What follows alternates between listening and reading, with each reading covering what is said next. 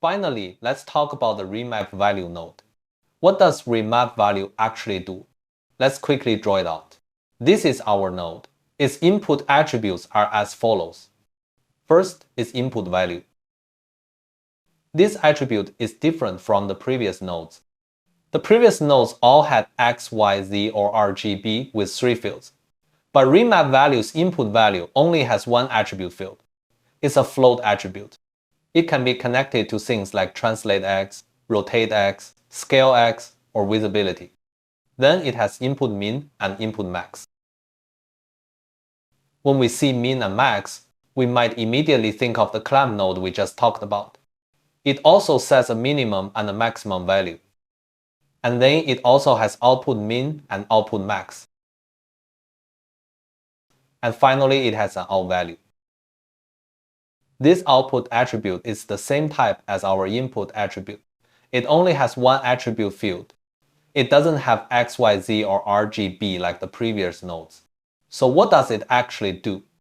Looking at the name, it remaps. What does remap mean? Let's take a look. For example, the input min and max. Let's set it from 0 to 1. And the output range, min and max, let's set it from 0 to 10. Now let's see. When we input a value, let's say this value is 10. The first thing it does is look at it within the input value's range. We know here the input range is 0 to 1. So 10 is outside our range. It gets clamped to 1. That's the first step. The second step, let's look again. What's the relationship between these and the output range? 1 is the maximum value of the input range. The maximum value of the output range is 10. So here we've done a remap. The input max value 1 corresponds to the output max value 10. The input min value 0 corresponds to the output min value 0. So the value we got from the input range is 1 because it's the max of the input range. Then it's remapped to the output.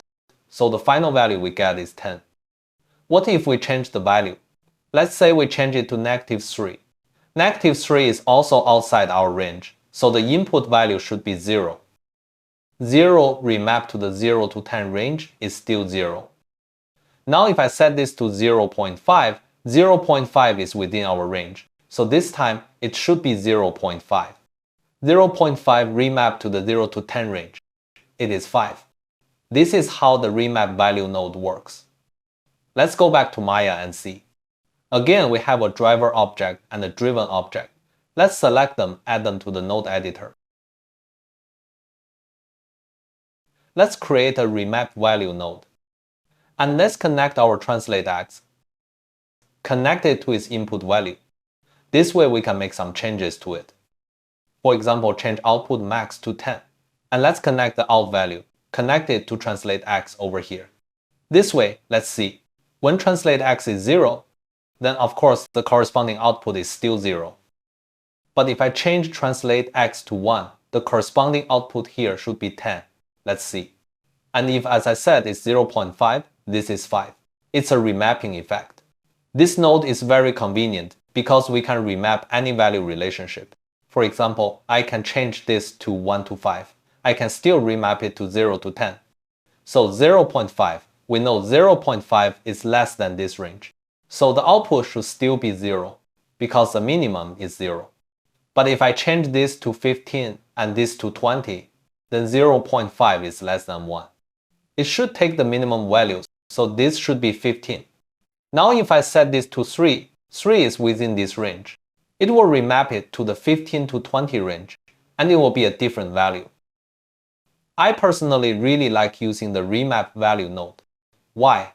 Because it has no restrictions on the order of min and max. For example, I can change the min value to 5 and max to 0. This way, look, when this value is 5, my range here, it gets the value based on my output min 15. If I change this to 0, I get the output max 20.